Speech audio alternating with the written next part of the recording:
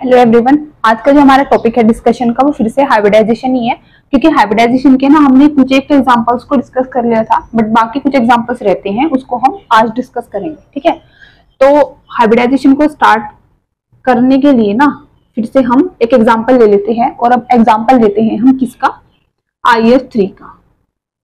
IF3 ठीक है। अब अगर मेरे को IF3 का हाइब्रिडाइजेशन फाइंड आउट करना है तो सबसे पहला काम वही वाला करना है कि हमें पता होना चाहिए कि इस IF3 के अंदर सेंट्रल एटम क्या है।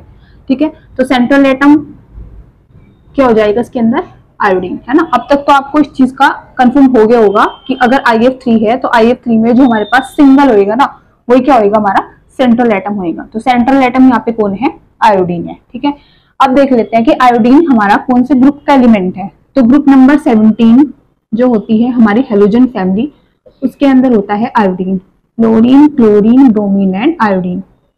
ग्रुप को जो याद करने की ट्रिक होती है वो होती है फूल कली बाहर आई। ठीक है, तो अब ये बैठा है ना आयोडीन। अब सपोज करो कि किसी को आयोडीन का एटॉमिक नंबर नहीं याद है ना, क्योंकि हमें होता नहीं, ज्यादातर बच्चों को सिर्फ एटॉमिक नंबर 30 तक ही याद होते हैं। तो अगर किसी को आयोडीन का एटॉमिक नंबर नहीं याद है तो कोई बात नहीं, हमें फ्लोरीन का तो पता है ना। ठीक है, तो क्या करेंगे हम सबसे पहले ना फ्लोरीन के वैलेंस शेल के इलेक्ट्रॉन्स को फाइंड आउट कर लेंगे, क्योंकि अगर मेरे को फ्लोरीन के वैलेंस शेल के इलेक्ट्रॉन्स पता चल गए तो सारे के सारे ग्रुप के अंदर वैलेंस शेल के इलेक्ट्रॉन्स क्या होंगे, सेम होंगे। तो सेम ग्रुप के अंदर same number of valence shell के इलेक्ट्रॉन्स होते हैं। तो फ्लोरीन का एटॉमिक नंबर कितना होता है, 9। इसकी अगर मैं इलेक्ट्रॉनिक कन्फिगरेशन लिखती हूँ तो 1s2 2s2 एंड 2p कितना होता है, 5।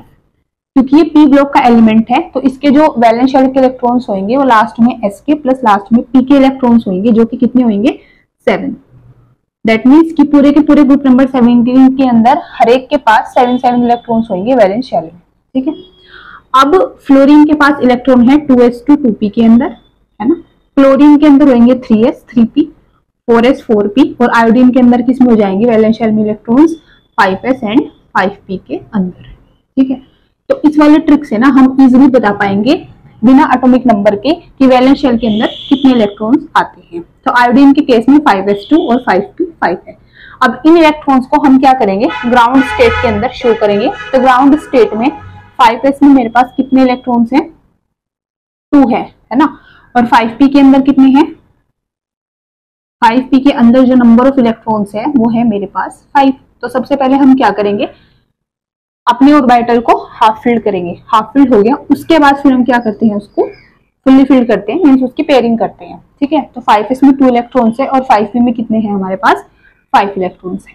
अभी चेक क्या करना है कि एक आयोडीन को 3 फ्लोरीन के साथ में बॉन्ड बनाने हैं। तो रिक्वायरमेंट क्या है कि हमारे पास 3 बॉक्सेस ऐसे हुए जिसके पास एटलीस्ट एक इलेक्ट्रॉन होना चाहिए, एक ही होना चाहिए। ठीक है, अब इस वाले बॉक्स में क्या है, सिर्फ एक ही इलेक्ट्रॉन है, लेकिन हमें तो क्या चाहिए, 3 बॉक्स ऐसे चाहिए।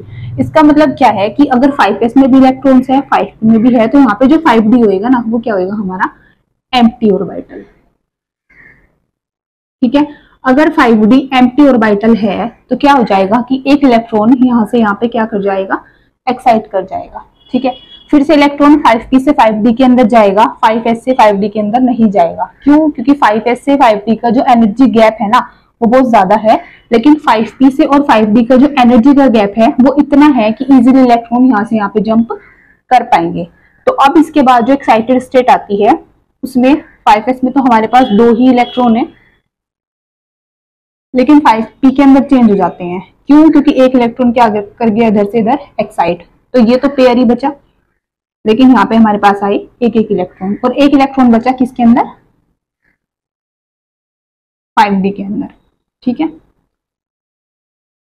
अब एक आयोडीन को बॉन्ड बनाते कितनों के साथ में, 3 फ्लोरीन के साथ में। तो 3 बॉक्सेस हैं तो इनके साथ में 3 फ्लोरीन क्या कर लेंगे, अपना बॉन्ड बना लेंगे, है ना। तो यहाँ से जो हाइब्रिडाइजेशन निकल के आएगी वो कितनी आएगी, एक s 3p और एक d। तो हाइब्रिडाइजेशन आ जाती है हमारे पास sp3d, है ना। तो sp3d जो हाइब्रिडाइजेशन आती है, अब क्योंकि यहाँ पे नंबर ऑफ लोन पेयर्स कितने हैं, 2, क्योंकि इसने भी पार्टिसिपेशन नहीं किया बॉन्ड के अंदर और इसने भी नहीं किया, तो ये दोनों क्या है हमारे पास, लोन पेयर, और इन्हीं को हम बोलते हैं अनहाइब्रिड ऑर्बिटल भी। अब यहाँ पे लोन पेयर आ जाता है, तो अगर लोन पेयर आ जाता है दैट मीन्स कि जो ज्योमेट्री और शेप होगी वो दोनों एक दूसरे के बराबर नहीं होगी, है ना। तो इस केस में क्या होएगा, ज्योमेट्री अलग हो जाएगी और शेप अलग हो जाएगी। तो ज्योमेट्री क्या हो जाएगी, क्योंकि ज्योमेट्री तो देखो अगर sp3d हाइब्रिडाइजेशन है ना, चाहे लोन पेयर 1 है 2 है 3 है, ज्योमेट्री तो हमेशा सेम ही रहनी है, और वो क्या होती है हमारी TBP, ट्राइगोनल बाय पिरामिडल।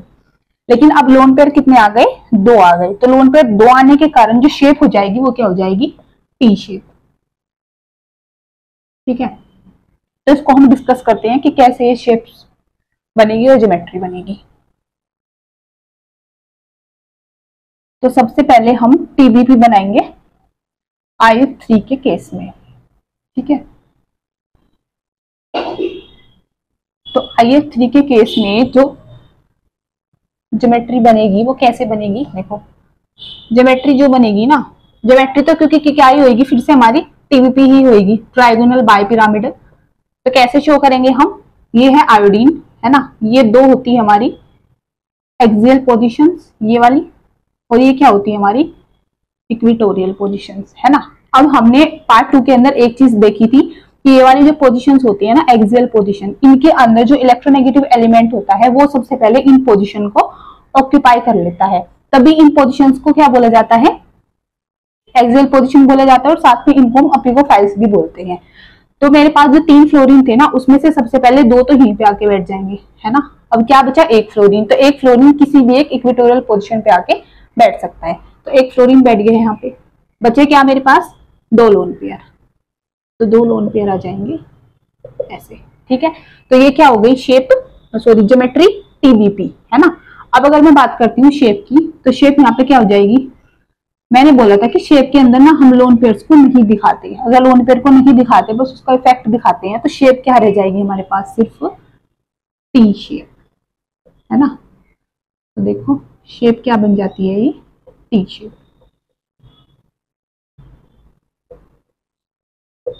तो हमने क्या देखा कि IF3 के अंदर ज्योमेट्री है TBP और शेप हमारी क्या आ रही है, टी शेप।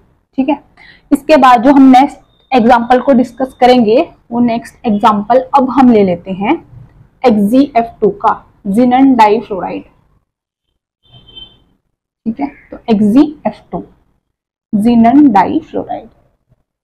अब जो एग्जाम्पल लेते हैं नेक्स्ट हम, वो एग्जाम्पल ले रहे हैं XeF2 का।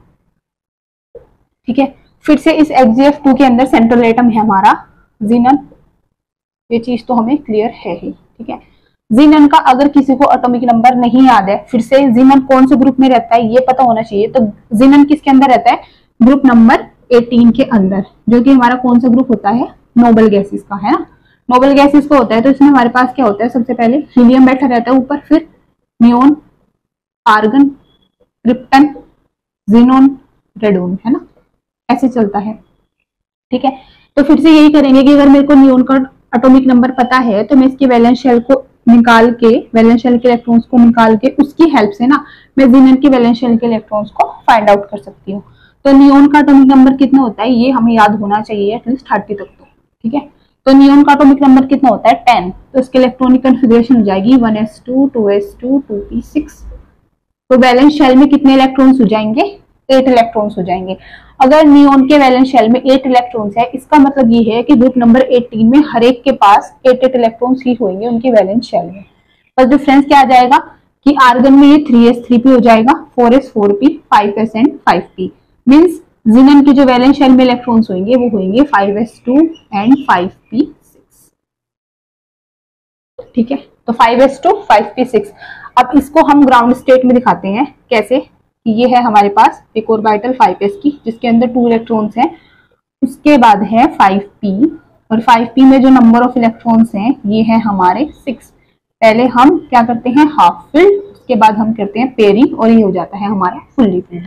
ठीक है, इलेक्ट्रॉन s के अंदर भी है, p के अंदर भी है, दैट मीन्स कि यहाँ पे जो d ऑर्बिटल होएगा वो क्या होएगा हमारा फिर से एम्प्टी होएगा। ठीक है, तो अगर ये एम्प्टी होएगा, अब हमें चेक क्या करना है, चेक ये करना है कि एक जिनन को 2 फ्लोरीन के साथ में बॉन्ड बनानी है। इसका मतलब क्या है कि 2 बॉक्स मेरे पास ऐसे हुए जिनमें एक एक इलेक्ट्रॉन को होना चाहिए, तो क्या करा देंगे 5p से एक इलेक्ट्रॉन का एक्साइट करा देंगे हम d के अंदर। तो यहाँ से जो एक्साइटेड स्टेट निकल के आएगी वो कितनी आएगी, 5s में तो 2 ही इलेक्ट्रॉन रहेंगे है ना, इसको तो क्योंकि हमने चेंज करा ही नहीं है, बट 5p के अंदर जो नंबर ऑफ इलेक्ट्रॉन्स होंगे वो अब कितने हो जाएंगे 5, क्योंकि एक इलेक्ट्रॉन का क्या करा दिया हमने, एक्साइटेशन करा दिया। ठीक है, तो यहाँ से जो d के अंदर इलेक्ट्रॉन्स आ जाएंगे वो कितने आ जाएंगे, सिर्फ एक सिंगल इलेक्ट्रॉन। अब 2 फ्लोरीन है तो दोनों यहाँ पे बॉन्ड बना लेंगे ऐसे, तो जो हाइब्रिडाइजेशन आएगी निकल के फिर से क्या आएगी, एक S 3p और एक D, तो हाइब्रिडाइजेशन आ जाती है हमारी sp3d। ठीक है, ये 3 हमारे पास क्या है, अनहाइब्रिड ऑर्बिटल्स हैं, तो इन तीनों को हम क्या बोलेंगे, लोन पेयर। तो फिर से क्या हुआ कि हाइब्रिडाइजेशन तो sp3d है, मतलब ज्योमेट्री तो dbp ही है, लेकिन यहाँ पे जो शेप होगी वो शेप क्या हो जाएगी, कुछ और हो जाएगी, और वो क्या हो जाएगी हमारी लीनियर शेप। ठीक है, इसको हम बना के देखते हैं अब कैसे हो जाएगी। तो XeF2 के अंदर क्योंकि अब प्रेजेंस हो जाती है 3 लोन पेयर की, तो ज्योमेट्री और शेप के अंदर एक डिफरेंस आ जाता है, वो डिफरेंस हम देखते हैं क्या होता है। तो सबसे पहले हम जो ड्रॉ करेंगे यहाँ पे, वो हम ड्रॉ कर लेते हैं XeF2 की ज्योमेट्री। तो ज्योमेट्री तो हमें बहुत अच्छे से पता है कि क्या हो जाएगी, TBP, है ना, तो TBP हो जाएगी। तो फिर से ये है जिनन, ये 2 हम लंबे बॉन्ड बनाते हैं जिनको बोलते हैं एक्सियल, और ये 3 हमारे होते हैं इक्वेटोरियल। ठीक है, फिर से वही वाली बात की, क्योंकि फ्लोरीन इलेक्ट्रोनेगेटिव एलिमेंट है तो सबसे पहले ये ऑक्यूपाई करेंगे इन एक्सियल पोजीशंस को। अब 2 ही फ्लोरीन थे, दोनों ने ऑक्यूपाई कर लिया इस एक्सियल पोजीशन को, तो 3 मेरे पास क्या है, लोन पेयर, मतलब इन पोजीशंस पे अब क्या आ जाएंगे, लोन पेयर्स आ जाएंगे। ठीक है, तो ये जो ज्योमेट्री आती है निकल के यहाँ से क्या आती है, TBP। बट अब क्योंकि देखो लोन पेयर्स हैं 3, तो शेप में तो हम नहीं शो करेंगे, तो मेरे पास जो शेप बच जाएगी वो यहाँ से, वो शेप क्या आ जाएगी, एक लीनियर शेप आ जाएगी, तो XeF2। ठीक है, तो यहाँ से जो शेप आती है ना निकल के, वो शेप क्या आ जाती है हमारे पास, लीनियर शेप। तो हमने क्या देखा कि जैसे जैसे लोन पेयर्स आते हैं ज्योमेट्री और शेप के अंदर डिफरेंस होता जाता है। ठीक है, अब sp3d जो हमने सबसे शुरू में एक एग्जांपल देखा था PCl5 का, तो sp3d के अंदर क्या था, कोई भी लोन पेयर नहीं था, है ना, PCl5 में, तो ज्योमेट्री भी वहां पे TBP थी और शेप भी वहां पे TBP थी। उसके बाद फिर हमने एग्जांपल किया 1 लोन पेयर का, 2 लोन पेयर का, और ये हमने एग्जांपल देखा किसका, 3 लोन पेयर का। ठीक है, इसके बाद अगर हम फर्दर डिस्कस करते हैं हाइब्रिडाइजेशन को, तो अब हम एग्जांपल ले लेते हैं SF6 का, सल्फर हेक्साफ्लोराइड, SF6। तो अब हम SF6 के अंदर निकालते हैं किसको, हाइब्रिडाइजेशन को। तो अब जो एग्जांपल लेते हैं वो लेते हैं SF6 का, सल्फर हेक्साफ्लोराइड का, है ना। फिर से हमें पता है कि सेंट्रल एटम कितना है अब, सल्फर। ठीक है, सेंट्रल एटम कौन सा होता है, जो सिंगल होता है, और सिंगल कौन है यहाँ पे, सल्फर है, इतना पता चल गया। अब एटॉमिक नंबर नहीं पता तो क्या करेंगे, देखेंगे सल्फर कौन से ग्रुप में आता है, तो सल्फर किस में आता है, ऑक्सीजन फैमिली में, ग्रुप नंबर 16 में। ट्रिक होती है ओ सुंदर सी थी पड़ोसन, है ना, ये बैठा देखो सल्फर। तो ऑक्सीजन के जो वैलेंस शेल में इलेक्ट्रॉन्स होते हैं वो कितने होते हैं, क्योंकि ऑक्सीजन का एटॉमिक नंबर होता है 8, इसके वैलेंस शेल में होते हैं 2s2 2p4। तो अब तक तो हम इस चीज को पहचान लेंगे कि इसके अंदर होंगे 3s2 3p4, है ना, बड़े आराम से। तो सल्फर के अंदर जो वैलेंस शेल में इलेक्ट्रॉन्स है वो है 3s2 3p4। तो वैलेंस शेल के जो इलेक्ट्रॉन्स है यहाँ पे, अब वो कितने हैं मेरे पास, 6 इलेक्ट्रॉन्स है ना। तो अब अगर ये 6 इलेक्ट्रॉन्स है, अभी हम क्या करेंगे, हम अब ग्राउंड स्टेट को बनाएंगे, है ना। तो देखो ग्राउंड स्टेट में 3s में मेरे पास कितने इलेक्ट्रॉन्स हैं, 2 इलेक्ट्रॉन्स हैं, और 3p के अंदर जो नंबर ऑफ इलेक्ट्रॉन्स है फिलहाल वो कितने हैं, 4 इलेक्ट्रॉन्स है ना। ये अब इसके बाद जो एम्प्टी ऑर्बिटल होगी वो कौन सी होगी, फिर से d हो जाएगी ना, 3d, 1 2 3 4, ठीक है, ये हो जाएगी 3d। अब देखना क्या है कि एक सल्फर को क्या करना है, 6 फ्लोरीन के साथ में बॉन्ड बनाने हैं। तो मेरे को क्या चाहिए कि मेरे पास 6 ऐसे बॉक्सेस होए कि जिसके अंदर एक एक इलेक्ट्रॉन होना चाहिए। तो अब क्या हो जाएगा, अब ये हो जाएगा कि एक इलेक्ट्रॉन यहाँ से एक्साइट कर जाएगा और एक इलेक्ट्रॉन हमारा यहाँ से एक्साइट कर जाएगा, है ना।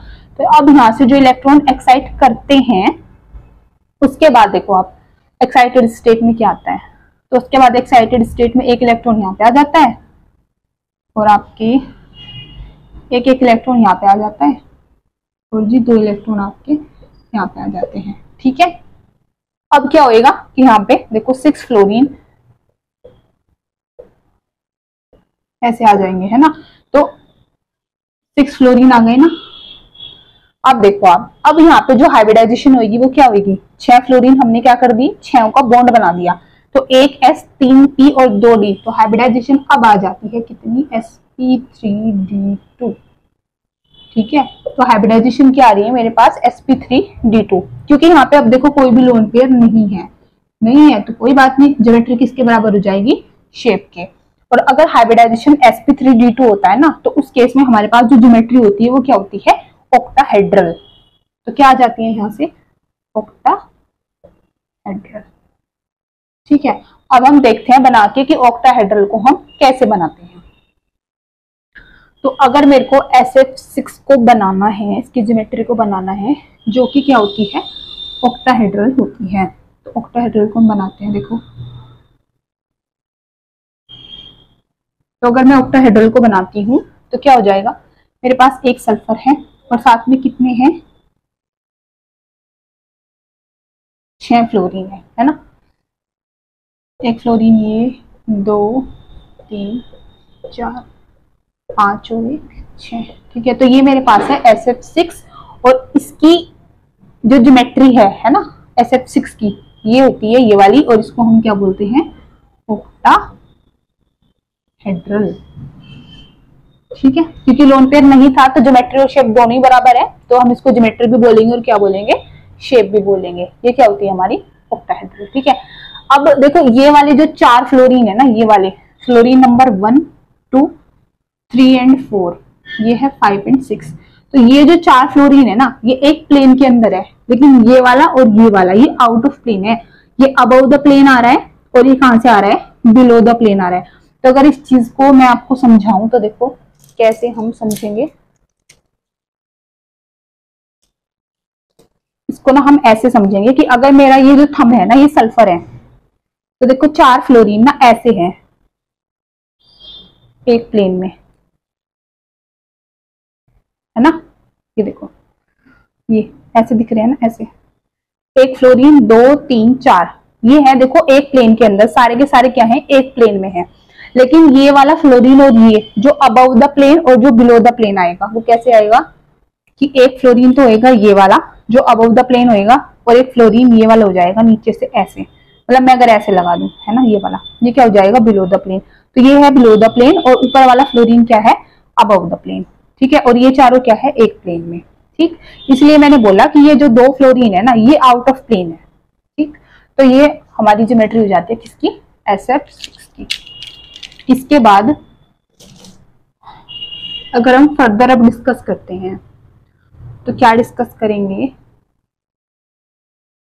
अब हम एग्जाम्पल लेते हैं किसका, IF5 का। ठीक है,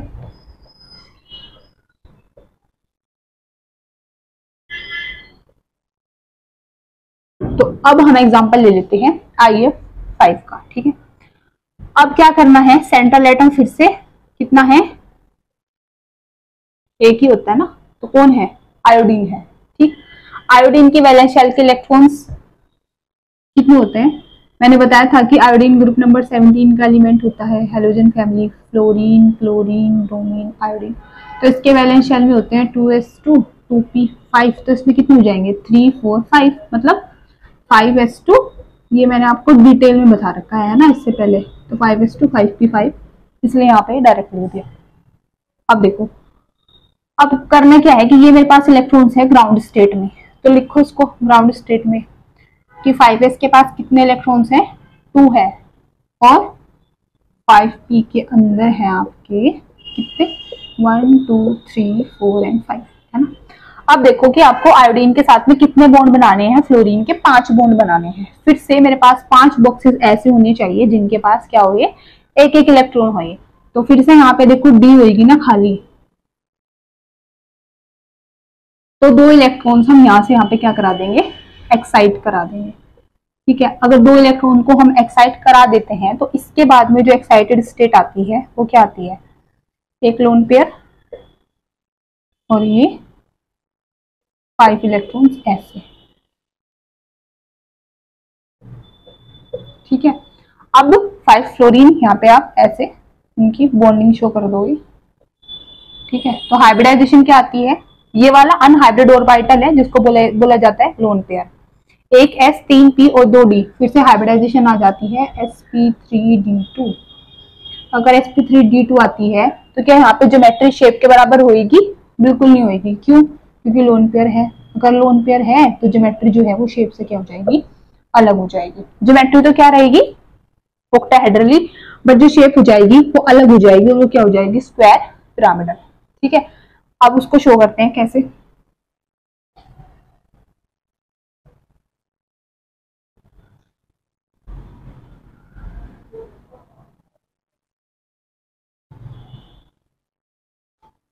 अब देखो आप एस, अब हम क्या करते हैं, इसकी ज्योमेट्री और शेप को देखते हैं, है ना। तो सबसे पहले हम ज्योमेट्री बनाते हैं। ज्योमेट्री कैसे शो करेंगे? आयोडीन और साथ में क्या है? 5 फ्लोरीन है। तो ये तो एक प्लेन में दिखा दो फ्लोरीन को, ऐसे चारों को। एक फ्लोरीन ये होएगा और एक हमारे पास क्या आ जाएगा? Lone pair. तो ये क्या है? ज्योमेट्री ऑक्टाहेड्रल, है ना। ये क्या है? ऑक्टाहेड्रल। लेकिन अगर मैं शेप की बात करती हूँ, क्योंकि अब क्या आ गया है? लोन पेयर, है ना। तो लोन पेयर के रिपल्शन के कारण जो यहाँ पे शेप बनेगी वो शेप क्या बनेगी? Square pyramidal. तो क्या हो जाएगा? ये वाले जो बॉन्ड्स है ना थोड़े से टिल्ट हो जाएंगे, इसलिए अब कुछ ऐसा हो जाएगा कि ये वाला फ्लोरीन तो ऐसे है, ये वाला ऐसे, ये वाला ऐसे, इस तरीके से, है ना। ये थोड़ा अच्छा सा नहीं बना, दोबारा बनाते हैं इसको।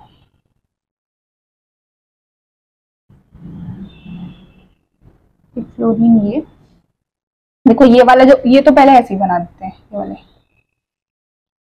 ठीक है। अब ये जो दो फ्लोरीन है ये हल्के से टिल्ट होंगे, अगर ये हल्के से टिल्ट होंगे तो कुछ हमें ऐसे दिखाई देंगे, है ना, इस तरीके से। ठीक, तो इस वाली शेप को हम क्या बोलते हैं? इसको हम बोलते हैं स्क्वायर पिरामिडल।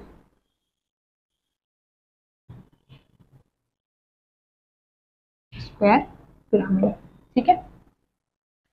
इसके बाद जो हम फर्दर डिस्कस करेंगे, अब हम ऑक्टाहेड्रल का ही केस करेंगे फिर से, बट उसके अंदर हम दो लोन पेयर की बात करेंगे। तो वो जो एग्जांपल होएगा वो किसको होएगा? जिनन टेट्राफ्लोराइड का, ठीक है, XeF4 का। तो अगर हम नेक्स्ट एग्जांपल देखते हैं किसका? XeF4 का, तो क्या हो जाएगा? फिर से सेंट्रल एटम है कौन? जीनन। तो जीनन के वैलेंस शेल के इलेक्ट्रॉन हमने, क्योंकि इससे पहले भी देखे थे, कितने होते हैं? 5s2 5p6। ये चीज मैं डायरेक्ट लिख रही हूँ। इसके बाद जो ग्राउंड स्टेट है ना, ग्राउंड स्टेट में अब 5s में कितने इलेक्ट्रॉन्स हैं? 2। 5p के अंदर इलेक्ट्रॉन्स हैं, नंबर ऑफ इलेक्ट्रॉन्स आर 6। पहले हाफ फिल, उसके बाद पेयरिंग, है ना। अब मेरे को जीनन के कितने बॉन्ड बनाने हैं? 4 बॉन्ड बनाने हैं। अगर 4 बॉन्ड बनाने हैं मतलब 4 बॉक्सेस के अंदर एटलीस्ट एक एक इलेक्ट्रॉन का होना जरूरी है। तो यहाँ से जो डी ऑर्बिटल होएगा, जो कि हमारा एम्प्टी होएगा, 2 इलेक्ट्रॉन यहाँ से यहाँ पे क्या कर जाएंगे? एक्साइट कर जाएंगे, है ना।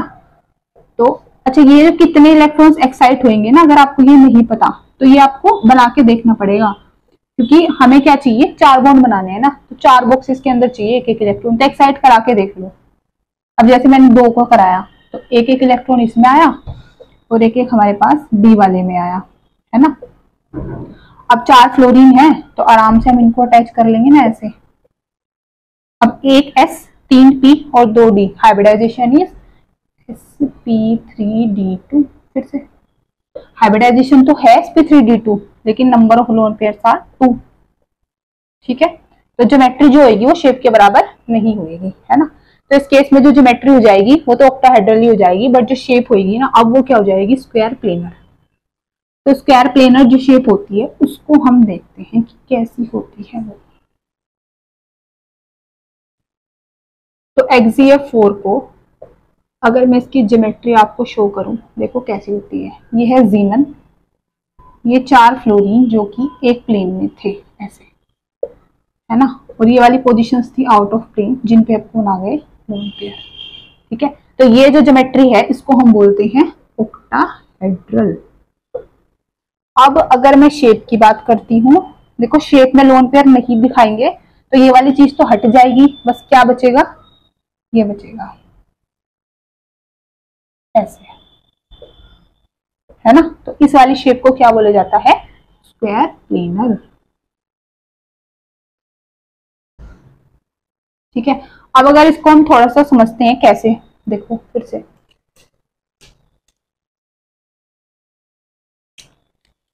ये जो मेरा थंब है ये क्या है, जीनम। ठीक है, इससे हमने क्या लगा दिए, 4 फ्लोरीन ऐसे लगा दिए ना, ये देखो ऐसे एक प्लेन के अंदर है चारों फ्लोरीन, है ना। अब दो क्या है इस पे, ये वाला और ये वाला लोन पेयर, तो मान लो एक तो ये लोन पेयर है और एक है ये लोन पेयर ऐसे। ठीक है, इस तरीके से, तो एक ये लोन पेयर है एक ये लोन पेयर है, तो ये वाली क्या है, ऑक्टाहेड्रल, है ना, ये ऑक्टाहेड्रल। लेकिन अगर मैं इसको भी हटा दूं और इसको भी हटा दूं लोन पेयर को, तो फिर ये चीज बची ना, बस ये ऐसे एक प्लेन के बचे, है ना, एक प्लेन के अंदर चारों फ्लोरीन, तो इस वाली शेप को क्या बोला जाता है, स्क्वायर प्लेन। ठीक है, तो ये क्या थी, ऑक्टाहेड्रल ज्योमेट्री, और शेप क्या है हमारी, स्क्वायर प्लेन। ठीक है, अच्छा आज की वीडियो में ना हम इतना ही करते हैं, फिर इससे जो नेक्स्ट इसका पार्ट आएगा उसमें जो बची हुई है ना हाइब्रिडाइजेशन हमारी, ये sp3d2 तक के सारे केस हो चुके हैं। इसके बाद जो अब आएगा वो sp3d3 के लिए आएगा, है ना। और उसके बाद फिर हम एक टेबल भी बनाएंगे जिसमें अब तक हमने जितनी भी हाइब्रिडाइजेशन को डिस्कस किया है उनकी ज्योमेट्री क्या होगी, शेप क्या हो जाएगी, लोन पेयर के साथ या विदाउट लोन पेयर के साथ, है ना। आपको अगर ये वीडियो आपके लिए यूजफुल लगती है तो आप इसको लाइक कर देना, ठीक है, चैनल को सब्सक्राइब कर देना, ठीक है। Thank you.